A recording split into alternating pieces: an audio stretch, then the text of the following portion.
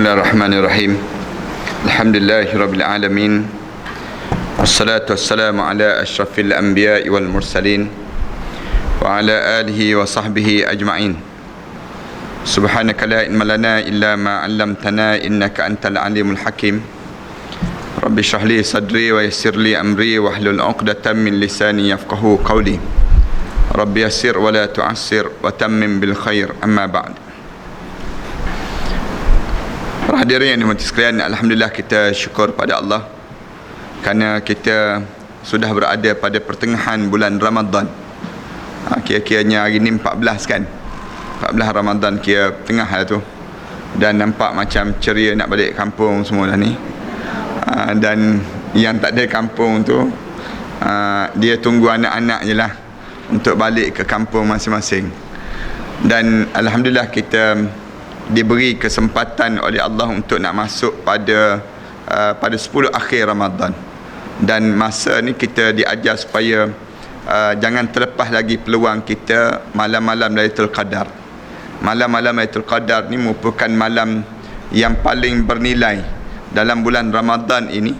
Satu perkara yang paling penting yang kita kena jaga ialah yang disebut dengan malam Lailatul Qadar. Malam Lailatul Qadar ini merupakan malam hadiah Allah kepada umat Nabi Muhammad sallallahu alaihi wasallam. Memandangkan masa kita tidak sepanjang masa umat terdahulu, Allah jadikan kita Lailatul Qadar. Lailatul Qadar ni khairum min alfi syahr, lebih baik daripada 1000 bulan yang lain. Kalau ditanya apa tanda-tanda malam Lailatul Qadar, anak nak jawab ialah setiap malam Ramadan itu tanda-tanda Lailatul Qadar. Setiap malam Ramadan itu tanda Lailatul Qadar. Tak payah tunggulah pokok-pokok tunduk ke, misal contohnya. Tak payah tunggulah yang namakan dengan tak adanya salakan anjing ke, tetapi kita gunakan kaedah setiap malam-malam Ramadan itu merupakan malam Lailatul Qadar. Barulah kita tidak tertunggu-tunggu tanda-tanda. Kan tiap-tiap malam duk dongak ke langit menunggu saat yang disebut dengan malam Lailatul Qadar. Tiba-tiba yang kita tunggu tu tak sampai. Malam tu pula hujan lebat yang menyebabkan tak ada pula Lailatul Qadar kita rasanya. Sedangkan pada malam itu memang malam Lailatul Qadar. Bimbang-bimbang benda demikian terjadi.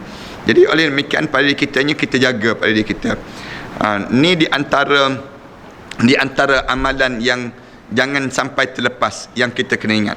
Hari ni para hadirin sekalian, kita sambung mengenai faktor-faktor meraih rasa cinta terhadap Allah Subhanahu Wa Taala. Anda pernah sebut pada kita semua bahawa dalam hidup kita ni, di antara perkara yang paling kita kena jaga sungguh pada diri kita ialah rasa cinta kita mesti semakin lama semakin menebal cinta kita kepada Allah. Maknanya semakin lama kita hidup, mestilah kita ni semakin rasa cinta pada Allah dan rasa mengecil rasa cinta terhadap dunia. Dunia kita ni kita dah rasa mula kendur dan kita mula tawar pada diri kita. Sementara pula dalam hidup kita ni Allah jadikan semakin kurang nikmat dunia untuk kita kecapi. Dalam hidup kita kan, dulu kita boleh makan apa saja, tolak batu, PVC, kayu, gitu je yang kita tak makan. Tetapi yang lain kita boleh makan. Tapi sekarang tak dah. Dalam hidup kita ada dah benda yang kita tak boleh makan kan. Nak makan, kita kata boleh, tak ada, kencing manis tak ada. Tapi gigi kita tak kuat sekuat dahulu. Gigi kita ni, kita dalam diri kita ni tak sekuat dulu. Dulu, pandang saja gearbox, misal contohnya, maka kita rasa kita mampu untuk mengoyaknya. Kemudian kita pandang saja pada makanan apa dia. Makanan yang payah-payah pun kita boleh congkilkan lagi pada diri kita. Tapi sekarang tak dah. Kita boleh makan durian-durian je kalau boleh. Yang lembut-lembut begitu je, ataupun buah-buah manggis je yang kita bolehnya. Manakala durian tu pun kena sikit je, tak boleh banyak. Bimbang apa dia, kencing manis. Maknanya gambaran kitanya dah semakin Allah tawarkan pada kita untuk nilaian dunia. Dulu kan dalam hidup kita ni, kita pantang saja pada penghujung Ramadan ni, orang ajak kita shopping, kita boleh pergi. Tetapi sekarang kalau orang ajak kita pergi shopping, kita fikir banyak kali. Tentang lutut kita lah yang kita fikir. Tentang lutut kita ni yang semakin tak segagah dahulu. Dulu kita boleh bertahan 2 jam, 3 jam. Tetapi sekarang jalan 2-3 minit kita dah cari kerusi untuk kita nak duduk. Maknanya gambaran apa dia? Gambaran Allah dah jadikan tawarkan kita terhadap dunia.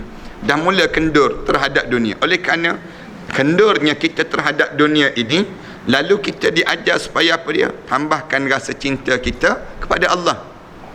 Jangan lagi dahlah kendur pada dunia, tapi kita paksa juga untuk rasa cinta pada dunia. Ni yang menyebabkan kita kerugian. Biar kita pada diri kita ni, biar di saat mana kita dah semakin kendur terhadap dunia, cinta kita pada Allah tu semakin menebal.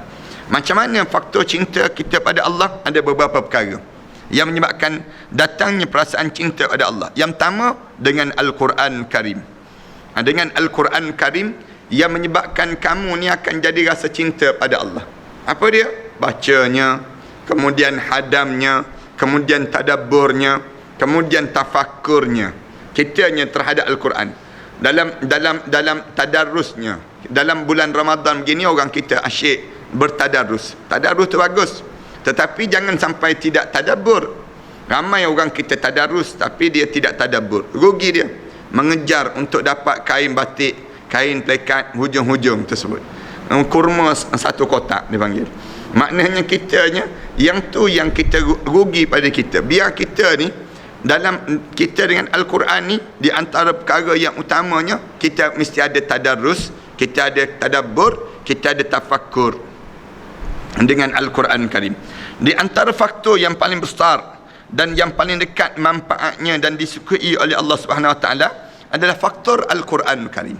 Faktor Al-Quran Karim ini, kerana Al-Quran adalah kitab yang sangat agung yang diwasiatkan oleh Rasulullah sallallahu alaihi wasallam pada umatnya. Al-Quran Karim. Maknanya pada diri kita ni jangan ada di kalangan kita yang tak boleh baca Al-Quran. Yang kita ulang banyak kali. Anak sebut banyak kali pada parahan sekian. Pada diri kita ni jangan sampai tak boleh baca Quran. Kalau tak boleh baca Quran tu maknanya itu satu kemalangan yang paling dahsyat dalam hidup kita. Yang kita tak, yang sukar kita nak jawab depan Allah. Paling tidak bila kita sebut kita mukmin, kita boleh baca Al-Quran. Baca Al-Quran. Maknanya kita sentiasa boleh membaca dan membaca Al-Quran Karim. Itu tanda kita seorang mukmin. Maka umat ini tidak akan pernah berjaya dan beruntung kecuali dengan membaca. Dan kita tidak dianggap berjaya kecuali kita boleh membaca Al-Quran, merenung dan mengamalkan isi kandungan Al-Quran. Dia kita baca, kemudian kita renung je ayat Al-Quran Karim yang kita baca tadi. Maknanya pada diri kita, step kita yang kedua, lepas pada kita baca, kita kena tadabbur. Kita mula menghayati ayat-ayat tadi. Kita tengok dahulu. Dan ada setengah orang dia baca dahulu makna, kemudian baru dia baca ayat. Ada setengah orang baca ayat dahulu, baru dia baca makna. Ada orang dia buat serentak. Dia baca ayat dan dia baca makna. Dia baca ayat, dia baca makna. Ada orang yang dia boleh faham terus ayat dengan makna terus. Maknanya pada diri dia terjadi demikian. Ini benda yang patut kita lakukan dalam hidup kita bila kita dah boleh baca Al-Quran. Jangan kita baca tak tahu apa-apa. Rugi juga kita. Dia kena ada pada diri kita, baca dan kita kena tahu. Kenapa Allah Subhanahu Wa Taala sebut ayat-ayat tertentu dalam Al-Quran. Misal contohnya, jangan contoh banyak kan, ya ayyuhallazina amanu sta'inu bis-sabri was-salah. Itu senang je. Kita boleh nampak dah. Wahai orang yang beriman pada Allah, pohonlah pertolongan pada Allah dengan kamu sabar dan juga sembahyang. Lepas tu Allah sebut innallaha ma'as-sabirin.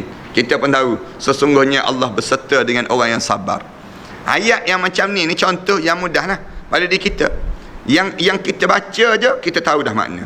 Ni keuntungan kita dah yang dalam diri kita.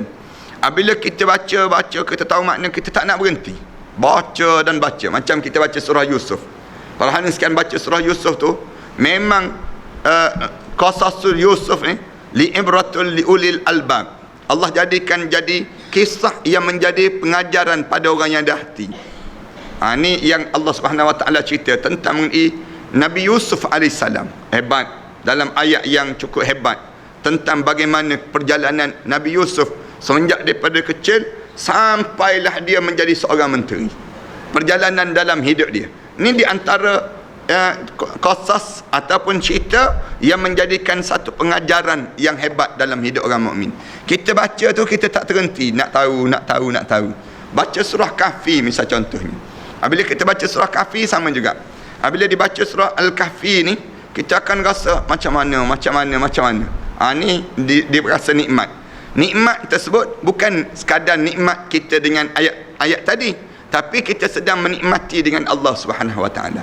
Tu hebatnya. Jadi kita macam kita baca, para hadirin sekalian baca apa dia? Baca Facebook. Bila baca Facebook, kita bukan sekadar baca Facebook tu yang tulisan orang tu je, tetapi kita turut serta dengan orang yang menulis tadi. Bila kita baca apa dia? Kita buat contoh yang mudah. Kita baca buku-buku cerita ataupun novel-novel, ataupun kita baca buku-buku karangan macam tuan kitab kita ni. Kita bukan baca dengan ayat-ayat dia saja, tidak, tetapi kita membaca pemikiran dia, kita berserta dengan dia. Sama juga dengan Al-Quran. Al-Quran ni, apabila kita baca ayat Quran, maknanya kita sudah berserta dengan Allah Subhanahu Wa Taala. Tanda awal dipanggil. Umat tidak pernah berjaya dan beruntung kecuali dengan membaca, merenung dan mengamal isi kandungan Al-Quran. Dan tatkala kamu melihat umat ini mulai berpaling daripada Al-Quran dan mengambil pengganti selainnya, maka Allah akan menjerumuskan mereka menuju jurang perselisihan dan perpecahan yang berpanjangan. Dan kalau sekiranya dah sampai tahap demikian, maknanya kalaulah manusia ni dah tak ambil lagi Al-Quran, maka berpecahlah manusia, berkelailah manusia, dan menyebabkan jurang perselisihan dan perpecahan yang berpanjangan. Ada aja. Kenapa dia? Kerana satu golongan manusia yang guna akal, satu lagi golongan manusia yang disebut dengan guna Al-Quran. Jadi perpecahan itu akan berlaku, jurang untuk berlaku. Macam kita berkelahi, orang Melayu kita ni berkelahi sampai hari ni. Di antara sebab kenapa? Kerana kita ada pertikaian terhadap macam mana kita nak berjalan, nak bergerak menuju ke akhirat Allah. Ada orang yang fikir, jom kita bergerak sampai 20-20 saja. Ada orang yang kata, jom kita bergerak ni dalam keadaan ekonomi kita mesti mantap. Ada orang kata tak, kita kena bergerak berdasar pada agama. Yang menyebabkan akhirnya perpecahan itu menjurang. Dia jurang di kalangan kita.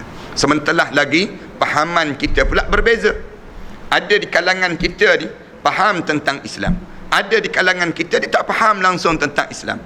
Yang dia faham tentang apa dia? Nasionalis. Ada di kalangan kita dia tak faham tentang nasionalis, tetapi dia faham tentang sekularis.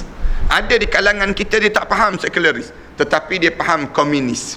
Dia pahaman dalam pemikiran dia ni beza-beza. Suatu kita berjumpa orang yang macam-macam gaya di kalangan kita. Ni di Malaysia tahan, alhamdulillah lagi. Kalau di Indonesia lagi teruk. Di Indonesia tu pemahaman mereka Allah pelik-pelik lah. Kita tengok ada pahaman dia sembahyang tarawih 20 rakaat 7 minit dia. Misal contohnya, macam mana 23 rakaat tu boleh selesai? Boleh 7 minit. 7 minit je selesai. Allah, kita tak. Anda tengok dalam YouTube tu, yang dia solat tu memang mengejutkan dan menggemparkan dipanggil. Kita tengok tu 7 minit. Allahu Akbar, Allahu Akbar, Allahu Akbar, Allahu Akbar. Assalamualaikum warahmatullahi.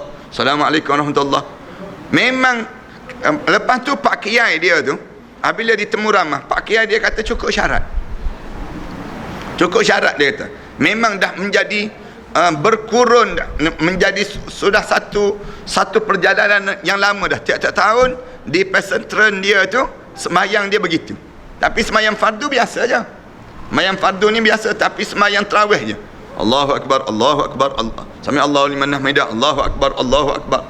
Jenuh kita tengok Allahu Akbar, Allahu Akbar. Kita kata baik tak sembahyang, duduk Allahu Akbar, Allahu Akbar, Allahu Akbar, Allahu Akbar. Senang kitanya demikian. Patutnya, tapi dia nak sebut tak ada tamak ninah. Anak tengok memang lenguh sungguh lah 7 minit ni nak kejar ni 20 rakaat, berpusing-pusing makmum tak kena gaya. Tak boleh nak bayang. Ni punca apa dia? Punca di kalangan kita berbeza pandangan. Beza pandangan, kita tak ikut Al-Quran. Kalau kita hidup dengan Al-Quran, kita tak mungkin kita akan jadi demikian. Tetapi oleh kerana hidup kita ni berbeza dalam keadaan dengan Al-Quran, maka datang tu ibadah lain, kemudian ekonomi lain, keadaan cara hidup kita lain. Kerana orang kita tak faham kehidupan ini dengan keadaan yang sama dengan Al-Quran Karim. Contoh yang mudah pada diri kita demikianlah. Pada diri kita. Sebab tu Gaya kepimpinan pun lain. Para hadirin sekalian tengok gaya kepimpinan Tun Dr. Mahathir. Tak sama dengan gaya kepimpinan Tun Abdullah Badawi. Datang Tun Abdullah Badawi tak sama dengan Datuk Seri Najib. Maknanya gambaran beza-beza. Sampai sekarang ni kan Tun Dr. Mahathir masih lagi menekan Datuk Seri Najib supaya berhenti. Nak sebutnya apa dia? Kerana cara berfikir tu beza. Datuk Seri Najib kata relax lah bro, kata Datuk Seri Najib. Dia kata dulu saya tak pernah pun tekan kamu jadi Perdana Menteri. Sekarang kamu nak tekan saya, kenapa? Kata Datuk Seri Najib, saya baru je jadi Perdana Menteri, kamu jadi 20 tahun. Kamu jadi 20 tahun, saya pula baru lagi nak jadi. Bagilah peluang pada saya dulu. Tun Dr. Mahathir kata tak, lagi bagi peluang lagi hancur negara ni, lagi teruk ekonomi ni, katanya Tun Dr. Mahathir. Maknanya apa dia? Ni pun berbeza tu baru dengan sama-sama mereka, sama-sama dalam satu jamaah, senang cerita ni, dalam satu pasukan pun boleh berbeza pandang. Ini kan pula bagaimana dengan orang lain pula. Maknanya punca apa dia? Tak ada Al-Quran. Tak ada Al-Quran. Kalau semua balik pada Al-Quran, tak ada masalah. Tu tak berlaku perkelahian. Tapi tahun ni tahun berkelahi semua dia panggil. Tahun berkelahi semua. MIC pun berkelahi. Nak sebut sampai tahap demikian. Berkelahi semua. Dengan MCA pun berkelahi. Kemudian dengan DAP pun berkelahi. Berkelahi semua. Semua berkelahi. Musim berkelahi dia panggil. Ini cara demikian. Dalam apa dia, Pakatan Rakyat pun berkelahi. Dalam Barisan Nasional pun berkelahi. Nak sebutnya, kalau kita tengok berkelahi ni pun siapa berkelahi? Jawabnya kerana yang disebut dengan kita tidak ada Al-Quran sebagai sumber rujukan. Tu je, bukan nak cerita politik ni, jangan salah anggap. Sebut ni terang sikit mata dia panggil.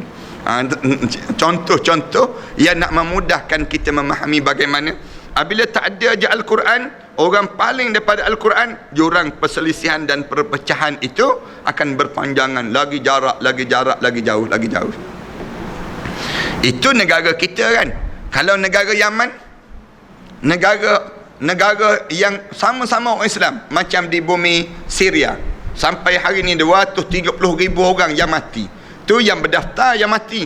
Yang tak berdaftar, yang dimati dibunuh, beramai mana. Punca apa dia? Punca membelakangkan Al-Quran dan tak terima Al-Quran dalam kehidupan. Ini asas dia panggil demikian. Kita tak kira lagi berkelahi dengan orang kafir, tapi berkelahi sama-sama orang Islam ni pun di antara sebab apa dia? Satu kelompok nak pada Al-Quran, satu kelompok yang tak nak pada Al-Quran Karim dalam hidup. Berkelahi ya? Macam satu kelompok kata kena laksanakan juga syariat Islam, satu kelompok kata tak perlu. Yang kita kena buat apa dia? Perkukuhkan ekonomi. Dia akan timbul. Mana dulu? Macam orang berkelahi di antara telur dengan ayam. Mana dulu?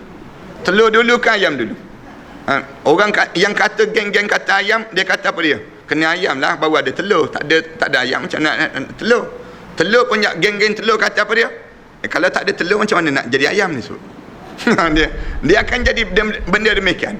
Ini pertikaian. Apabila pertikaian sampai yang tu benda yang ada dua, tetapi sebenarnya kita ni benda yang jelas, Al-Quran ni benda yang jelas, yang kamu tak perlu pertikai lagi. Kenapa? Kerana yang menjadikan Al-Quran ialah Allah. Ayat-ayat dan Al-Quran tu ialah Allah. Allah tu pencipta dan pemilik kepada alam ini dan kamu semua. Yang kamu nak tikai di antara Al-Quran dengan nasionalis, mana yang lebih utama? Ada orang kata nasionalis, ada orang kata tak. Nasionalis, pahaman kebangsaan ini, pahaman yang diserap masuk dalam pemikiran kita ni, itu dipanggil pahaman yang bersifat manusia. Tetapi Al-Quran bersifat datang daripada Khalik. Itu yang berlaku perbalahan dan pertikaian sesama makhluk ini sendiri. Dia bukan berkelahi kerana berebut jawatan tu. Berebut jawatan itu kesan daripada menolak Al-Quran dan menerima Al-Quran, baru dapat jawatan. Siapa yang lebih ramai? Itu yang timbul di kalangan kita. Kita kata mana yang lebih ramai di kalangan kita yang menyokong? Yang menyokong orang ikut Al-Quran ke orang yang menerima Al-Quran ataupun menolak Al-Quran? Di atas pandai pengaruh lah.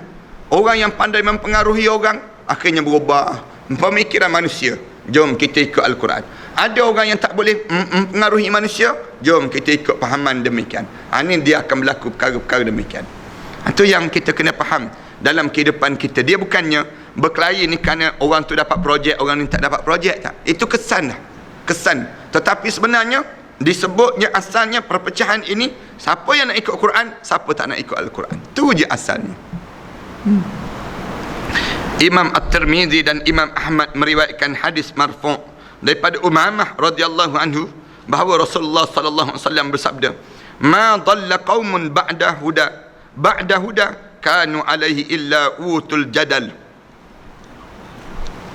Tidaklah satu kaum itu sesat berpaling daripada kebenaran setelah mana mereka mendapat hidayah Al-Quran yang diberikan pada mereka, melainkan mereka akan dijerumuskan menuju jurang perselisihan dan perpecahan yang berpanjangan.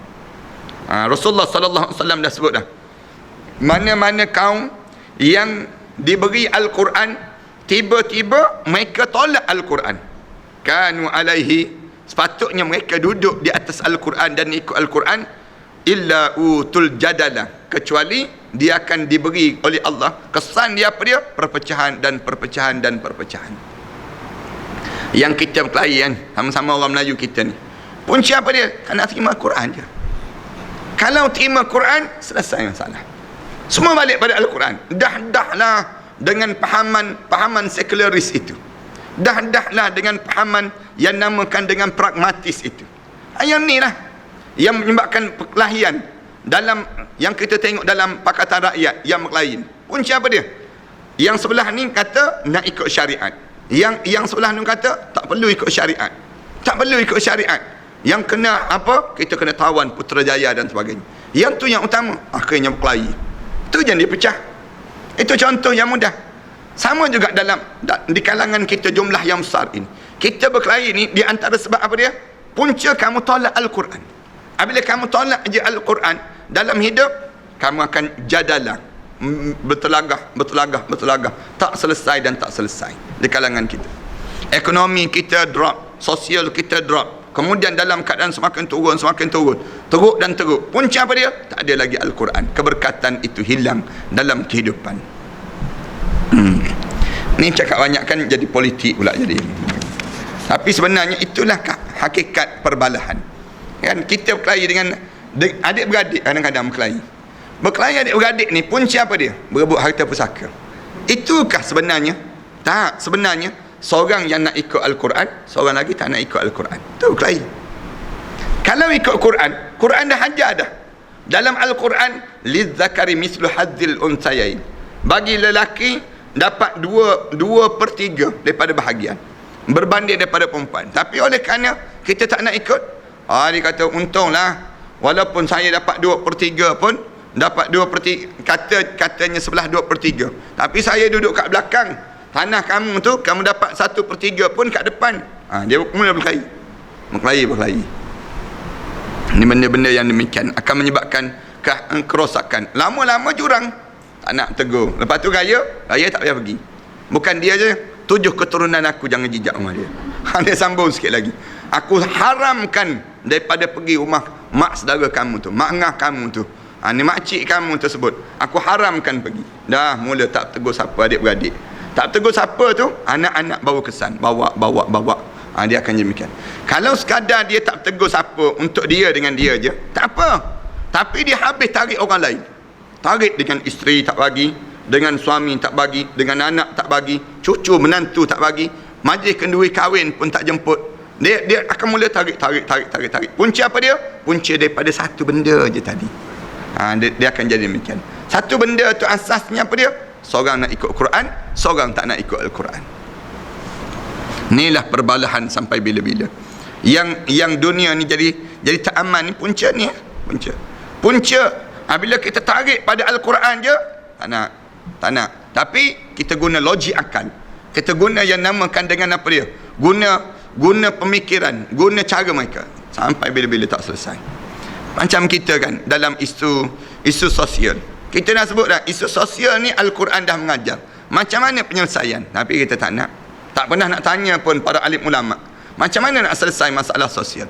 Isu ekonomi, wang fiat ni, ekonomi ni, mata wang yang jatuh ni, dalam Islam ada pandangan, Islam dah ada pandangan, tapi kita tak nak dengar, kita tak nak terima. Kita percaya dengan wang kertas, kita rasa nilai.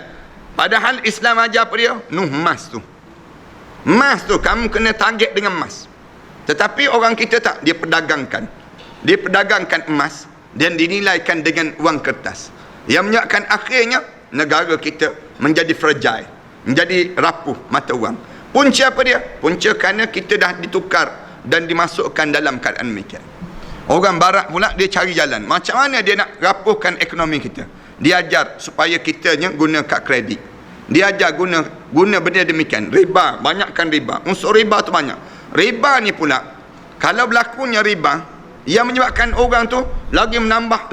Lagi masa bertambah, lagi banyak utang. Lagi masa bertambah, lagi banyak utang. Kalau kita bayar terus, lain. Kalau kita bayar lewat, bayar terus, lain. Bayar lewat, lain. Riba lah tu dipanggil. Yang menyebabkan orang kita terperangkap dalam suasana ekonomi yang sedemikian. Faham ke tak faham? Buat faham tu sekarang. Cerita tentang mengenai perkara demikian. Satu, ana sendirinya cadang kalau kita nak kukuhkan kekuatan kita, ekonomi kita, balik pada Al-Quran, balik pada hadis Rasulullah sallallahu alaihi wasallam balik. Umat ini akan hidup dalam kemerosotan nilai dan kehancuran prinsip dan pendidikan tatkala mana mereka berpaling daripada Al-Quran dan sunnah dalam hidup. Pendidikan kita rugi kan, mengajar, kita ajar anak-anak kita kan, ajar sekolah, ajar sejarah. Habis je SPM, dia guna ke sejarah tu? Tak guna pun. Hafal bukan main lagi dia ni. Kecuali dia jadi pengkaji sejarah. Dia jadi pengkaji sejarah. Kita belajar. Habis masa dia. Belajar benda yang dia tak nak guna. Bezakan dengan orang Jepun. Orang Jepun, dia siap terus. Kamu nak jadi apa? Pilot. Okey. Start daripada kanak-kanak tu dah mula matang dah. Umur 7 tahun. Dia didik untuk jadi pilot. Akhir jadi pilot. Kamu nak jadi petani. Okey, didik. Diajar sistem petani. Macam mana cara dia nak yang dia nak jadi petani. Akhir kita boleh tengok di Jepun tu, nak pergi beladang tu pakai tie. Pakai coat. Nak sebutnya apa dia? Menjadi petani yang moden. Dalam perniagaan mereka menjadi kecanggihan teknologi yang mereka gunakan. Nak gambarkan tentang bagaimana kehebatan mereka. Kita buat bayang Korea ni tak ada sumber asli negara dia. Korea tu tak ada sumber asli, tetapi dia boleh bangunkan. Dia bangunkan, dia ambil pakar kita. Anda baru bercakap dengan pakar telekomunikasi ni. Dia telekomunikasi daripada Malaysia seramai 60 orang. Dia taja untuk bangunkan sistem 4G. 4G di negara mereka ni dibangun, dia bawa tu dalam 10 tahun yang sudah untuk bangunkan 4G. 4G ni dia asal dulu faham ke tak faham, nak sebutnya sistem telekomunikasi kita 1G ni, 1G 2G ni, setiap satu server tu kena ada 10 orang untuk kawal. Tetapi apabila diupdatekan lagi, dia jadikan waktu mana dah mula meningkat sikit, naik jadi 3G. Setiap satu server tu perlu pada seorang yang kawal. Daripada 10 tadi dia kurang jadi seorang. Naik lagi teknologi lagi moden, tak perlu dikawal. 4G tak perlu kawal. Tapi benda apa yang dibuat? Dia bawa daripada pakar-pakar Malaysia ni pergi ke sana untuk bangunkan sistem telekomunikasi mereka. Bangun sistem telekomunikasi mereka ni seramai lebih kurang 60 orang pakar-pakar daripada Malaysia ni duduk dengan mereka, fahamkan, buat sistem, bangunkan, mereka bayar, akhirnya terbangun negara mereka. Negara Korea itu canggih, kecanggihan teknologi mereka bangun. Banyak lagi dah negara-negara lain datang membuat pelaburan, kemudian datang 60 orang ni, katanya mereka ni sebut duduk, kamu nak makan apa, kamu nak buat apa dia, rumah kami sediakan. Lepas pada 2 tahun dah kamu bangun, kamu dah ajar pada masyarakat kami, kamu boleh balik negara kami. Habis kita pun bagi kepakaran kita pada negara mereka, tetapi kepakaran negara kita masih lagi hampir dipanggil, masih lagi teruk. Ini nak sebutnya gambaran punca apa dia? Punca kita ni ketertirisan berlaku di negara kita. Projek-projek, kalau kita bangunkan satu projek je, mesti ada rasuah itu, skandal itu, ada je yang akan berlaku. Punca apa dia? Punca kita tidak manfaat sumber asli yang ada ni untuk kepentingan kemasyarakatan itu. Anda pergi ke Sarawak kan, kesian tengok Sarawak. Di antara Sarawak tu lah, kita rasa kita ni teruk juga dah. Tapi di Sarawak, di Sabah Sarawak lagi teruk. Padahal mereka ni berkurun selama mana dah minyak tu banyak. negara yang sumber asli, negeri yang sumber asli yang banyak. Sarawak kan, sampai minyak tu sampai ke daratan. Duduk tepi pantai tu boleh tengok tempat yang kita ni cari gali minyak, sampai kena naik helikopter sejam lebih baru sampai di pantai minyak di Semenanjung. Tapi tak, di Sarawak tu, di Bintulu, di Miri tu, tepi-tepi pantai je. Nak sebutnya minyak tu berada. Dan waktu sebelum daripada ni, sebelum kerajaan wartakan minyak ni, siapa-siapa korek dia berdapat, siapa-siapa korek dapat, sedut je dapat. Sampai Shell tu kaya dah sebelum daripada ni. Shell tu dia ada perkampungan di Bintulu tu, dia buat perkampungan sedut tanpa kena bayar royalty pada kerajaan. Tetapi bila kerajaan kita mula cerdik sikit, minta bayaran royalty. Mula cerdik sikit, minta royalty. Dalam keadaan minta bayar royalty ni, baru dibayar. Tu pun tak balik semula pada rakyat. Patutnya hak ni hak rakyat, tapi mereka dah sedut semua.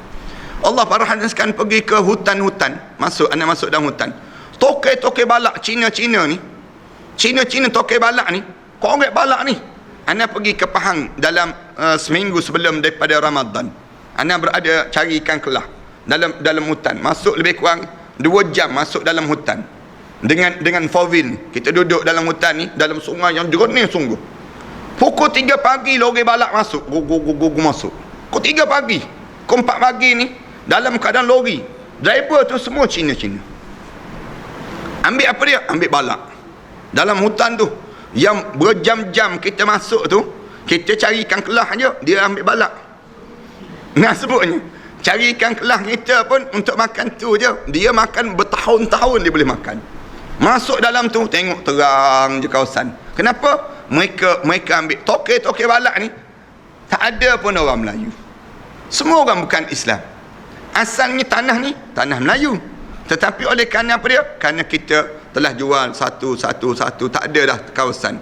Hilang kawasan kita demikian. Orang Islam kita ada. Cuba tengoklah, meniaga dan sebagainya. Kawasan, kalau kita pergi tempat Little India, kawasan India, penuh je India meniaga.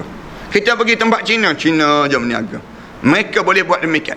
Asal batu cave tu, elok kawasan tu, batu kapur je. Sekarang jadi tanah haram mereka dah. Punca apa dia? Punca kerana kita tolak Al-Quran dan kita hilang sistem dalam diri kita. Banyak benda lah kita ni. Pendidikan kita kan, kita mengajar orang kita sampai anda terkejut apabila anda baca dalam khabar apabila kematian di Taiwan, apa dia, pelajar Malaysia yang mati dalam tembak, dalam kes yang berlaku meletup bom ke apa dia, nak sebutnya dalam tembakan demikian tu, waktu mana di Taiwan tu, seramai mana orang Malaysia? 16,000 orang berada di Taiwan. 16,000 ni belajar apa dia? Belajar dalam bidang-bidang profesional. Anak sebutnya, kita baru terkejut. Sedangkan di Mesir tu, anak-anak kita yang belajar 6,000 orang. Dibanding dengan Taiwan, 16,000. 16,000 ni bukan kerajaan taja semua. Maknanya mereka pergi belajar sendiri. Untuk apa dia? Untuk dapatkan peluang-peluang pekerjaan yang akan datang nanti. Ini nak sebut gambaran bagaimana kita mengajar satu pendidikan, benda yang tak nak guna pun untuk akan datang. Anak-anak kita belajar beria ni, belajar. Waktu mana dia besar, dia tak guna pun. Benda yang dia nak guna, kita tak ajar. Apa dia nak guna? Al-Quran. Al-Quran satu benda yang perlu digunakan, tapi tidak diajar pun di kalangan kita. Rugi kita demikian. Tatkala mereka berpaling daripada Al-Quran dan As-Sunnah, sehingga majlis dan proses pembelajaran mereka menjadi mandul. Katanya Tuan kitab kita, tidak ada manfaat dan faedahnya. Belajar tu tak ada manfaat. Belajar sastra tak manfaat langsung, tak jadi pun pakar sastra. Nak sebutnya demikian. Orang lain nak kemudian belajar dalam bidang apa pun, tak jadi pun pada kita. Sayang kan, keluar ada yang tu keluar master, pelajar kita ni master, tapi tak ada kerja, duduk relax kat rumah. Bila kita tanya dia, kamu sebelum daripada ni kamu kerja apa dia? Sebelum daripada ni saya kerja di tadika Islam je Ustaz. Habis tu sekarang dah menganggur. Dia kata tadika tu dah tutup, saya pun menganggur. Nak sebutnya sampai tak demikian. Nanya kita, dia panggil punca apa dia? Punca.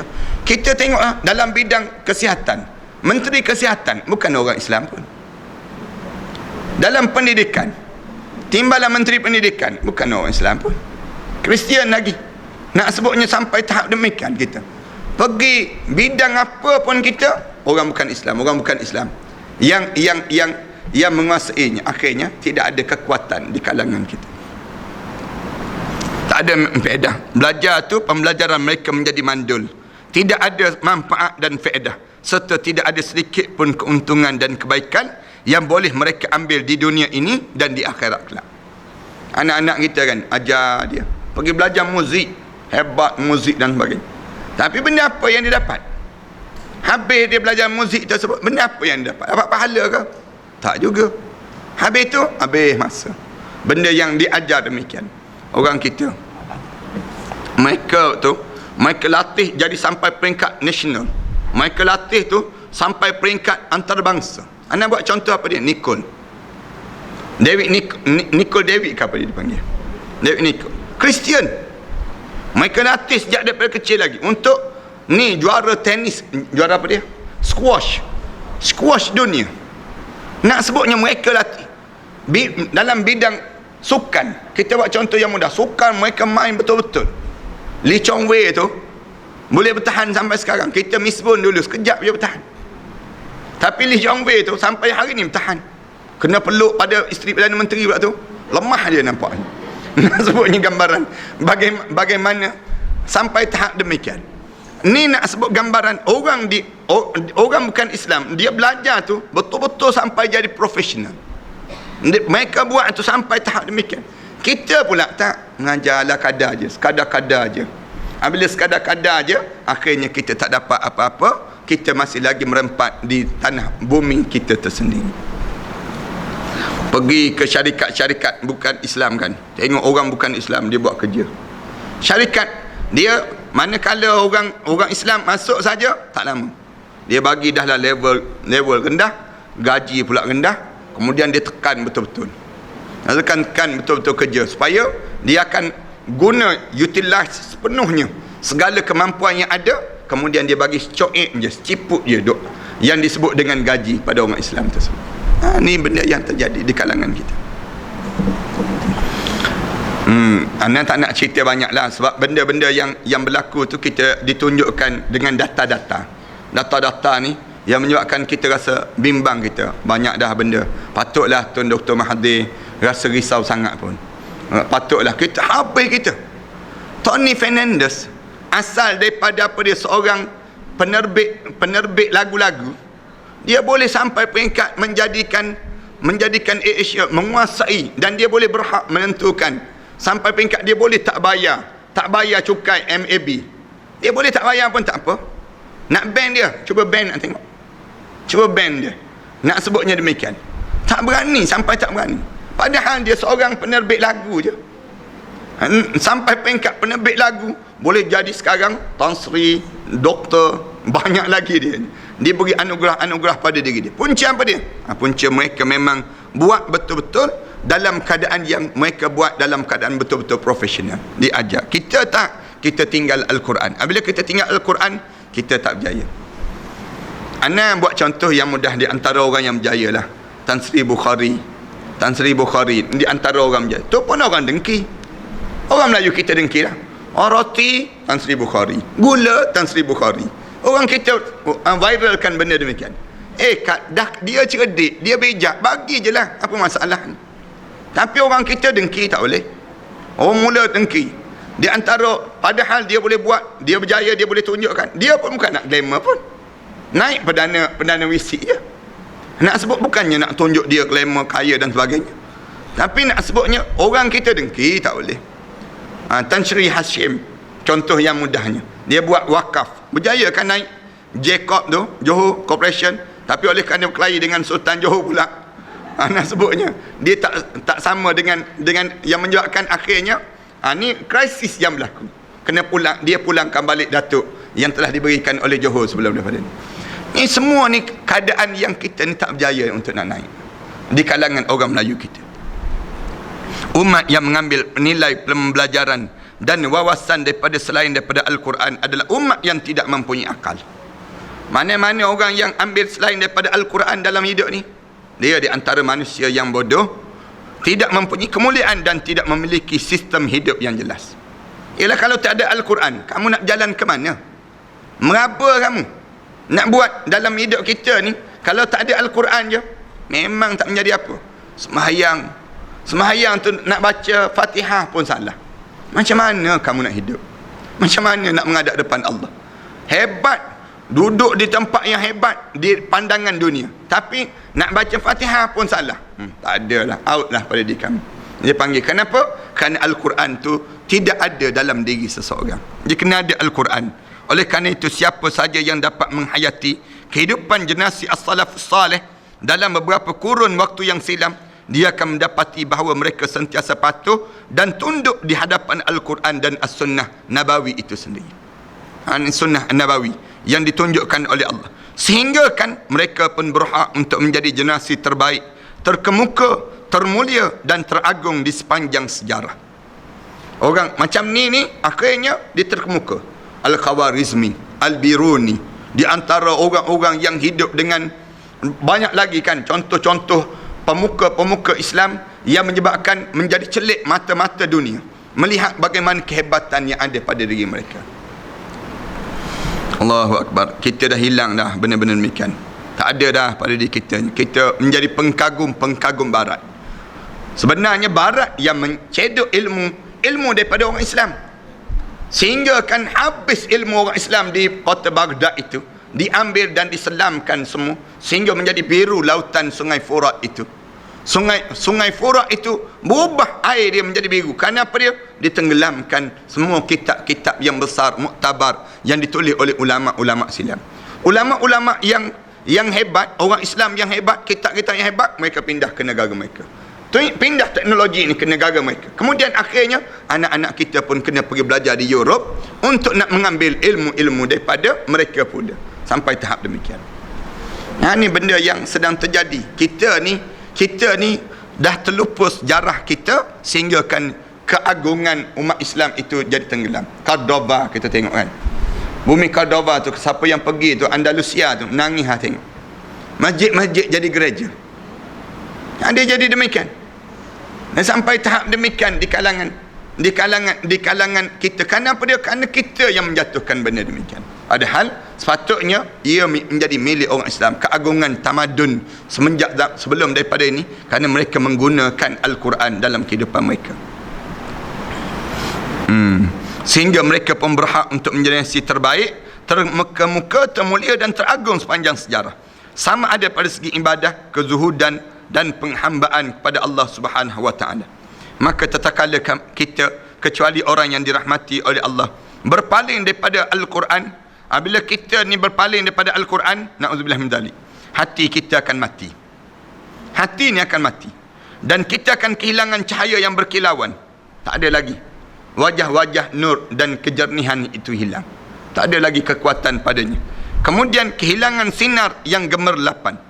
Tak ada lagi yang cahaya kebaikan, dan kehilangan kepatuhan dan ketaatan pada Allah Ta'ala dalam hidup mereka. Bayangkan kita tak ada nak mengajar. Patutnya kita ni anak-anak yang umur 14 tahun tak boleh baca lagi Quran, kita kelam kabut, Allah tak boleh lagi baca Quran. Patutnya pada usia 17 tahun tu anak-anak kita hafal 30 juzuk Al-Quran dalam kepala mereka. Sepatutnya demikian, tapi kita buat dia. Yang dihafal apa dia? Inna a'tayna, inna anzalna. Yang dihafal sama je dengan kita hafal. Tak ada bezanya dipanggil demikian. Punca apa dia? Kerana kita tak yakin dengan Al-Quran. Ana pergi di negara-negara yang baru-baru ni ana diminta bersama dengan Tuan Guru Datuk Seri Abdul Hadi Awang pergi ke Tunisia dan juga Algeria. Waktu mana ana pergi ke Tunisia, Algeria ni, disambut oleh pemuda-pemuda yang menghafal Al-Quran.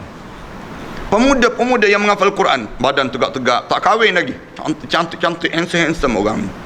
Kita tengok dalam keadaan wajah dia jernih je. Bercakap ni teratur. Ana sepanjang pemikiran ana ni, orang Arab ni semua kasar-kasar. Sebab ana belajar di negara Arab Mesir yang kasar. Arab Mesir ni kasar dan dia ni bengis. Lepas tu pergi ke Madinah, lebih kurang sama. Madinah lembut sikit daripada Mekah. Mekah lagi kasar. Kita pergi ke negara Jordan kasar. Kita pergi ke Syria kasar. Pergi Tunisia, pergi ke Algeria, ya Allah, lebih hebat, lebih lembut daripada orang Melayu. Cara sambutan dia, cara dia layan kita tu, meraihkan kita, kita tak terfikir orang Arab ke ni. Rupa-rupanya mereka diperibadikan mereka dengan peribadi Al-Quran. Cara mereka diperibadikan dengan Al-Quran, cara mereka raih kita, jaga kita, tertibnya dia, meraihkan tetamu. Para hadirin sekalian, bayang kita pergi ke Tunisia, dia letakkan kita nak bayar semua bilik kita dan tempat. Tak, dia kata tak, kamu menjadi tetamu kami, kami wajib untuk meraihkan kamu. Kami bayar dah semua. Seorang satu bilik, seorang satu bilik. Duduk bilik hotel 5 bintang pula tu. Kita kata tak payahlah, katil dua kan, nak kena duduk dalam satu bilik. Tak, dia kata ini kaedah kami menyambut tetamu. Lepas tu makan di hotel, buffet hotel dan sebagainya. Nak sebutnya hotel pula 5 star, tak kena bayar langsung, disambut tu dekat pintu kapal terbang lagi. Kita keluar pintu kapal terbang, dia ambil pasport kita, dia kata, lepas tu take bag. Dia minta take bag. Lepas tu dia suruh kita duduk dalam bilik VVIP. Duduk bilik VVIP, kemudian disambut naik atas kereta lagi. Tak jangka langsung kita. Sambutan tu, kemudian dikawal, dijaga, diraih. Kita nak beli barang, pergi, kita kata ada ke tempat nak beli cenderamata, nak bawa balik. Kita nak beli fridge yang tanpa dekat peti ais tu lah. Senang ceritanya. Nak sebutnya gambaran yang tu je kan, kita boleh beli pun. Nak beli yang tu je kalau bolehnya. Kita pergi, tunjuk je nak beli, dah bayar. Nak beli, dah bayar. Dia yang bayar. Tak boleh kita beli. Akhirnya tak boleh beli kita. Kalau kita tunjuk je, mesti dia bayar. Jadi supaya dia tak bayar, kita tak boleh beli. Nak gambarkan tentang bagaimana cara mereka ni. Dan waktu mana jamuan makan malam tu, hidangan anda rasa sebelah set. Makan, kita ingatkan yang pertama makan tu memang heavy lah. Kita makan pula betul-betul. Kita makan betul-betul, lapar kan. Dan lapar tu kita makan. Lepas tu datang pula set yang kedua. Alamak, kita kata kenyang dah ni. Kemudian datang roti, datang sup, datang tu tak berhenti. Datang, anak kata dah lah, aku tak boleh dah, kena bungkus dah makanan. Tak, dia kata ni adab kami dalam kami menyambut tetamu. 11. Lepas tu tak boleh menyambut. Nak sebutnya, nak sebut gambaran bagaimana cara. Dahlah ayam tu separuh seorang, seekor tu separuh. Macam manalah kita nak makan? Bagi kita ni separuh ni boleh makan 6 orang tempat kita. Yang dia tu separuh tu, seekor tu dia belah 2, separuh seorang, kena makan. Nak sebutnya gambaran bagaimana mereka yang diadabkan dengan adab Al-Quran. Sampai tahap demikian. Nak balik tu minta maaf terhadap layanan. Nak sebutnya minta maaf tu berulang kali minta maaf. Dan apabila kita tanya mereka, hafal 30 juzuk, hafal. Belajar bidang apa? Engineering. Belajar bidang apa dia? Dalam bidang kedoktoran. Ada pemuda-pemuda ni yang Allah jadikan, maknanya mereka hidup dengan suasana Al-Quran. Dan pun Allah jadikan kejayaan Abbas Madani dan negara Algeria ni 1 juta syuhada yang telah mati perang dengan tentera-tentera Perancis sebelum daripada ni. Di antara negara yang paling ramai yang gugur syahid dalam dunia ni, Algeria ni sampai mati tu di jalan, disebut jalan syuhada tu, dia tunjuk jalan syuhada tu, lebih kurang 1 juta dalam perang dengan Perancis, lawan tentera Perancis. Tu nak sebut gambaran bagaimana kekuatan yang ada pada mereka. Tempat kita ni kalau jumpa pemuda kita, tengok muka pun keruh je. Muka ye yo dipanggil. Muka kita ni, pemuda-pemuda kita, jarang kita berjumpa muka-muka yang jernih, yang dalam keadaan wajah-wajah yang ceria, yang disinari dengan Al-Quran. Ini di antara sebab di kalangan kita jadi demikian. Sebab tu kalau kita pergi tempat-tempat yang menghafal Quran kan, kita pergi tempat, rasa tenang je kita, lapang je kita tengok. Ini yang Allah jadikan. Kenapa? Kerana Al-Quran itu melebihkan hidup seseorang. Maka tatkala mana kita dikecuali tadi, Allah Subhanahu wa taala berfirman pada rasulnya, wa an atlu al-Quran, dan supaya kamu membaca Al-Quran kepada manusia. Jadi tugas utama Rasulullah sallallahu alaihi wasallam adalah membaca dan mengajar Al-Quran pada segenap manusia. Oleh kerana itu, pada masa-masa pertama daripada kehidupan kenabian Rasulullah sallallahu alaihi wasallam, beliau melarang untuk menulis hadis supaya manusia tidak terlalu sibuk dengan hadis sehingga mereka akan melalaikan terhadap Al-Quran. Di antara tahun-tahun terawal disuruh Al-Quran tu dahulu, hadis jangan tulis, hadis jangan tulis, kata-kata aku jangan tulis. Rasulullah larang, jangan tulis. Tapi bila sahabat mengadu pada tahun-tahun yang seterusnya, sahabat bimbang, hilang hadis-hadis Rasulullah ini, barulah Rasulullah benarkan. Tapi Rasulullah nak suruh yang utama Al-Quran terlebih dahulu dalam hidup ini. Sebab tu ana sebut banyak kali kan, tolonglah kalau kita ada anak cucu kepada diri kita, hantar anak kita menghafal Quran dahulu. Lepas pada tu dia belum hafal dah, boleh dah Al-Quran, pergilah nak belajar ilmu apa pun. Tapi kita ni tak, kita bimbang, takut tertinggal daripada arus perdana. Bila kita takut tertinggal dengan arus perdana, kita terikut dengan kejaran orang kata tak dapat 5A, tak dapat 10A, tak dapat yang AA ni, yang menyebabkan kita pun tertinggal, dengan kita rasa tertinggal arus perdana. Padahal arus perdana ni memang terang-terang bercanggah dengan Al-Quran Karim. Terang-terang. Maksudnya yang utama apa dia? Gunakan dulu Al-Quran. Dapatkan dulu Al-Quran. Ana sendirinya waktu mana ana belajar dan ana faham betul-betul, ana kata menyesalnya aku dahulu tak belajar dahulu Al-Quran dan tak khatam sepenuhnya dalam hidup aku terhadap Al-Quran. Menyesal waktu mana dah mula belajar bidang agama yang lain ni tanpa adanya Al-Quran pada peringkat awal ni. Rugi pada diri kita. Dalam kitab Sahih Muslim daripada Hisham bin Sa'ad bin Amir, semoga Allah meredai bapa dan datuknya, kerana bapa dan datuk termasuk daripada golongan kaum Ansar yang turut serta menyaksikan perang Uhud dan perang Badar. Disebut cerita tentang demikian.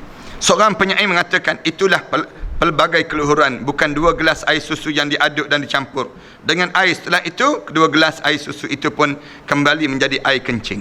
Disebut demikian. Kamu minum pun masuk dalam perut kamu, keluar jadi kencing. Maknanya minuman yang kamu. Kalau seorang Muslim hendak membanggakan dirinya, maka dia semestinya berbangga dengan pelbagai cubaan dan penderitaan yang dialami di jalan Islam. Kalau kita nak rasa bangga dalam hidup kita, dalam berbagai-bagai keadaan, tak payah banggalah yang lain. Bangga dengan ujian-ujian dan cubaan-cubaan yang Allah jadikan pada kita, dan kita bersedia mengharungi saat ujian-ujian itu. Dengan apa dia? Dengan Al-Quran yang kita jadi kuat. Dia mesti bangga dengan segala jerih payah, perjuangan dan kerja keras yang telah dipersembahkan untuk agama ini. Dan dia mesti bangga tatkala mana dia berjuang dengan sepenuh pengorbanan untuk meninggikan kalimah La ilaha illallah. Yang ni yang dia mesti bangga dalam hidup dia, kerana dia telah bersama dalam menegakkan kalimah Allah. Dalam menegakkan kalimah Allah ini, lalu dia berjuang untuk menegakkan kembali perintah Allah Subhanahu Wa Taala. Sedangkan kalau dia hanya membanggakan diri dengan keturunan, keluarga dan pertalian darah, kedudukan, kerjaan dan pangkatnya, maka ini hanyalah kebanggaan yang mencontohi kebanggaan Fir'aun dan orang-orang yang mengikuti jalan kesesatan, sehingga Allah mewarisi bumi ini berserta seluruh isinya kelak. Kalau kamu bangga dalam hidup kamu dengan yang ni je, aku keturunan aku hebat, aku harta benda banyak, aku disebut pangkat besar, aku dalam hidup dia, kamu lebih kurang Fir'aun lah, lebih kurang. Bahasa yang mudahnya, kerana dalam hidup ini tak payah banggalah dengan yang tu. Yang bangga apa dia? Kamu telah berjaya berusaha dalam menegakkan kalimah Allah. Usaha-usaha itu mesti diadakan dan digerakkan dalam diri kita. Macam mana kita mesti menjadi di antara bilah-bilah kepada tertegaknya agama Allah dalam kehidupan kita. Sa'ad bin Hisham bin Amir radhiyallahu anhu berkata, saya pernah bertanya pada Ummul Mukminin Aisyah radhiyallahu anha tentang budi pekerti Rasulullah.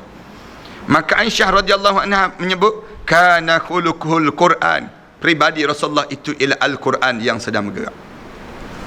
Bila tanya Aisyah, macam mana pribadi Rasulullah? Kamu tengok, kamu baca Quran tu pribadi Rasulullah. Pribadi Rasulullah macam tu. Rasulullah menunjukkan akhlak yang disebut dengan Al-Quran kan. Kita ni kalau orang tanya kita, pribadi Ustaz Ahmad Dasuki tu macam mana? Agak-agak kita nak sebut Al-Quran ke? Allah payahnya lagi. Kalau kita nak, orang tanya kita, Peribadi ibu kamu, ayah kamu macam mana? Allah payahnya. Macam kojol lah disebut. Kajol, macam kojol. Kojol pula. Nak sebutnya macam untuk pelakon Hindustan tu lah. Kerana suka tengok cerita Hindustan. Macam pelakon Korea tu lah. Macam pelakon. Kerana kita begitu hidup kita. Dalam hidup kita terlekat dengan benda demikian. Yang kita je ikut yang namakan dengan Al-Quran, payah. Pada diri kita. Anak-anak kita nak tengok kita baca Quran pun payah dalam diri kita. Pernyataan daripada Ummul Mukminin Aisyah radhiyallahu anha ini adalah sebuah pernyataan yang sangat agung setelah pernyataan yang disampaikan oleh Allah dan firman-Nya ketika Allah menyifati dan menggambarkan budi pekerti Rasulullah sallallahu alaihi wasallam. Seolah-olah Rasulullah sallallahu alaihi wasallam bagaikan Al-Quran yang berjalan di muka bumi ini. Apabila kamu membaca dan menghayati isi kandungan Al-Quran, seolah-olah kamu membaca kembali sejarah kehidupan Rasulullah sallallahu alaihi wasallam. Dalam Al-Quran Allah berfirman pada Rasulullah sallallahu alaihi wasallam, "Wa innaka la'ala khuluqin azim." Sesungguhnya pribadi kamu wahai Muhammad memang pribadi yang terbaik. Azim, pribadi budi pekerti yang terindah. Firman Allah Taala lagi, Allah berfirman lagi, "Fabima rahmatin minallahi lintalahum walau kunta fazzan ghalizal qalbi lam faddu min haulik." Maka disebabkan rahmat Allah pada kamulah yang menyebabkan kamu berlaku lemah lembut. Kerana Al-Quran yang turun pada kamulah ia mengajar kamu ni dalam keadaan berlemah lembut. Walau kunta fazzan, kalaulah sekiranya kamu berkeras hati, kasar jiwa kamu, lam faddu min haulik, nescaya tak ada orang nak dekat dengan diri kamu. Semua akan menjauhi diri kamu. Dan Allah Subhanahu wa taala berfirman pada Rasulullah sallallahu alaihi wasallam, "Khuzil afwa wa'mur bil urfi wa a'rid 'anil jahilin." Hendaklah kamu ambil sikap pemaaf dan berpalinglah kamu daripada dan suruhlah orang mengerjakan perkara yang baik dan palinglah kamu daripada orang yang jahil itu. Jangan kamu dekat. Punca apa dia? Allah mula didik Rasulullah dengan Al-Quran Karim dalam hidup. Kita sambung pada akan datang nanti insya-Allah dalam pengajian dalam kitab bagaimana Al-Quran menjadi penyebab rasa cinta kita kepada Allah Subhanahu wa taala. Wa sallallahu ala Muhammad wa ala alihi wa sahbihi wasallam. Walhamdulillahirabbil alamin. Bismillahirrahmanirrahim. Alhamdulillahirabbil alamin. Wassalatu wassalamu ala rasulil amin wa ala alihi wa sahbihi ajma'in. Rabbana iftah bainana wa baina qaumina bil haqq wa anta khairul fatihin. Rabbana zalamna anfusana wa illam taghfir lana wa tarhamna lanakunanna minal khasirin. Rabbana atina fid dunya hasanah wa fil akhirati hasanah wa qina adzabannar. Sallallahu ala Muhammad wa ala alihi wa sahbihi wasallam. Alhamdulillahirabbil alamin.